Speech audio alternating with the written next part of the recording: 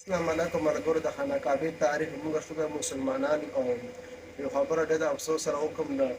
انډیا تاریخ هر چاته معلوم نه د چین تاریخ هر چاته معلوم دی او د خانه کعبې تاریخ ډېر مسلمانانو ته لا نه دی معلوم. راځئ دا ویډیو ګورئ او شیخ صاحب له د خپل انداز کې بیان کړي دا راځئ ما تاسې واورئ او دا ویډیو مخکې د ثواب د مخکې ملګرو سره شریک کړئ. راځئ که شیخ صاحب د کمنټ کې ماشاءالله ولیکئ. دواړو جهانو د سردار مبارک عمر 15 کالو ته ورسېد. نو دا بیت الله دا دیوال نه د امر واسطه شوي او د بیت الله دا چت هم نړېدلی او د عربو دا اراده وه چې موږ دا بیت الله ونړو او دا موږ دوباره جوړ کړو او په دې باندې خشته ښکلې چت په دې بیت الله باندې موږ واچو.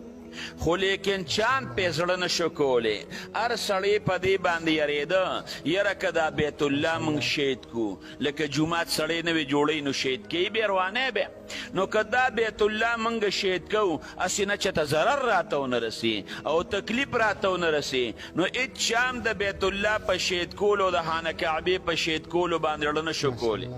چام په شهید کولو له کولی نشو او په نړولو چاړه نشو کولی. او دویمه دا وه چې په دې کې یو خامار پکې دی رو غټ خامار او مار. نو بعضې وخت کې به هغه سر روغ که او د بیت الله په دې دیوال باندې به یې سر ایښودی او دا خوله به یې وازه کړه. دومره غټ سر یو کتابونه لیکي لکه چیلی ته ګوره د چیلی چې څومره سر دی د چیلی په شان دا خوله به یې وازه کړه چیلی عمره سر یو. نو خلکو چې به هغې خامار ته مو کتل نو بیا خلک کم ځای کې ورتلل یو ځای کې رکوټې ماري کم ځای کې ورځي خلک نه ورتلل. اوس الله پکې خامار ډېره کړی دی او دا خامار کتابونه لیکي وایي د 500 کالو پکې دا خامار دغې ځای کې ډېره دی. دا ولې اوس الله ساتلی دی بیت الله چې د دواړو جهانو سردار مبارک را غټ شي چې پاک پیغمبر مبارک پکې په خپل هم ګټې راوچلی که نه الله رسول الله مبارک ته ایثار کړی دی. نو خیر اختلاف پکې شته خو لیکن مشهور قول دا دی چې د دواړو جهانو د سردار مبارک عمر دغې وخت کې 15 کاله د نبوت د میلاوېدو نه 15 کاله مخکې دغې وخت کې دوی کلکه اراده وکړه چې بیت الله روانه نو په دریاب کې یو بیړی و او یو بحري جز و په دریاب کې هغه بندرګاه سره لګېدلی و نو د هغه ټوټې شوي نو د هغې چې کومې تختې وې نو دغه ولید ابن معیره هغه لاړ او هغه تختې یې واخېستې چې دا به د بیت الله په دې چت کې موږ استعمال کړو او هغې کې یو کاریګر و د هغه نوم باقوم و. هغه باقوم کاریګر یې هم ځان سره راوسته چې دی به د بیت الله دا چت په خپله باندې تیار کړي هغه تختې یې واخېستې غټې غټې تختې وې هغې راوړې چې راویاړې نو مشوره په دې باندې وشوه چې دا بیت الله نړو. نو د رسول الله مبارک د پلار په ماماګانو کې یو کس پاسېد چې الله پاک دی او حلال مال الله پاک خوښوي. نو په دې کې به رسول الله مبارک په رشتهدارو کې چې الله پاک حلال مال خوښوي نو په دې بیت الله کې به موږ پاک مال ګورې لګو په دې کې به د سود او د شراب او د دغې پیسې بالکل نه لګو پاک به پکې لګو. په هغې باندې مشوره وشوه. اوس خامار پکې دی نو ورنږدې کېږي به څوک نو د الله شان ته ګور رب العالمین یو مرغۍ راوسته یو غټ باز او دغې مار سر روچت کړی او د دیوال د پاسه یو ته وي خامار خو بیا سر روچت کړی دی بل ته وي راشه وګوره خامار سر روچت کړی دی خلک یې په تماشه دي. الله ورته خلک راغونډ کړل هغه باز بره روانو راغوټه شو دا خامار یې په دې پنجو کې اوچت کړ لاړه یو یوړ خلکو ویل که هغه باز راغی خامار یې یوړ باز راغی خامار یې یوړ خلک خوشحاله شو ځکه خیر یې موقع شوه. اوس بیت الله بروانی څوک یو هم پیړه نشي کولی هسې نه څه مصیبت راته پېښ نشي. ولید ابن معیره راغی او بره وروخته او وی یا الله وی تا ته پته ده چې زموږ اراده د خیر ده او د شر اراده هم نه ده کړې. ځان سره یې کودال او دروانې هغه سامان واخېسته په بیت الله باندې شروع کړه. څه ځای یو نړو کور ته راغی خو څوک ورنږدې کېدل نه صرف تماشه یې کوله. عرب وی که بیګاله په ولید ابن معیره باندې د الله طرف نه څه مصیبت راغی که نه نو د الله به د دې روانول خوښ نی نو یو کس به هم نه ورنږدې کېږو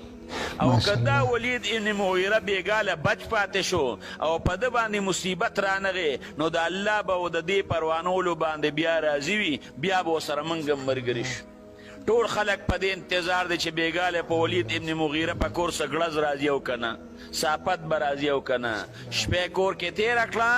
او سارې بیا ځان سره کودله راواغېشته ور روان شو دیوال ته ور وخت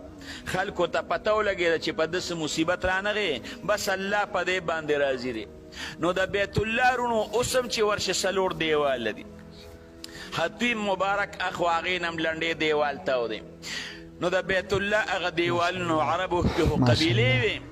نو د هغې قبیلو کې تقسیم وشو مثال به درله درکم په دغې ګوټ باندې حجر اسود پروت دی نو دغه رنګ یو ګوټ چې کوم دی هغه دېخوا رکن یمانی دی رکن شمالي رکن عراقي هغه د بیت الله د هغې ګوټونو نومونه دي یمن ته چې کوم مخامخ دی هغې ته رکن یمانی وایي نو بیا له د دغې ګوټ او د رکن یمانی په مابین کې چې کومه حصه وه هغه بیلو قبیلو ته په حواله شوه چې د دې مرمت به دا کسان کوي دغه نوره د یو دیوال نه د بله پورې بیل ته حواله شوه چې د دې مرمت به دا قبیلې والا کوي چې ټول عرب په هغې کې شریک شي نو بیت الله یو سپرده اوس خامخا خلک بنیاد لاندې بوزي نو لاندې بنیادونه وکنې باسل نو چې کله د ابراهیم علیه السلام د زمانې کوم بنیادونه و نو هغه داسې ګټې وي لکه د اوښانو ته ګوره د اوښ د قب په شان کوهان نومه هغې ځای ته چې ورسېدل نو دوی یاره موږ ورپسې نور هم لاندې ځو نو چې هغې له څنګه هغه کوداله هغه شی راوبرو یو کسو داسې رڼا یې وکړه او داسې دماکه شوه چې دا ټوله مکه مکرمه وخوځېده بس دوی دا د ابراهیم علیه السلام د لاس بنیادونه دي او د دې نه بس نور لاندې تلل نه دي پکار نو بس په هغې ځای باندې شروع کړه اوس حلال مال عربو سره کم و حلال نو چې حلال مال ورسره کم و حرام یې پکې لګو نه نو دا حتیم مبارک الله دې موږ او تاسو بار بار بوزي او الله دې ورله بغیباني ته ور اسباب پیدا کړي زمونږ خو وس نشته خو الله بادشاه دې غټ غټ کارونه کولی شي ما ته هم دعا کوې ځان ته هم کوې عمرې ته مې ډېر زیات لره اوچت شوی دی او چې کور خبره وکړمه نو زما دا زوی ناست دی احمد هغه مور ما ته وایي ګورې ما به هم ځان سره بوځې زه ورته یم دعا کوه چې الله پاک هم بوځي دواړه دې م الله بوځي نو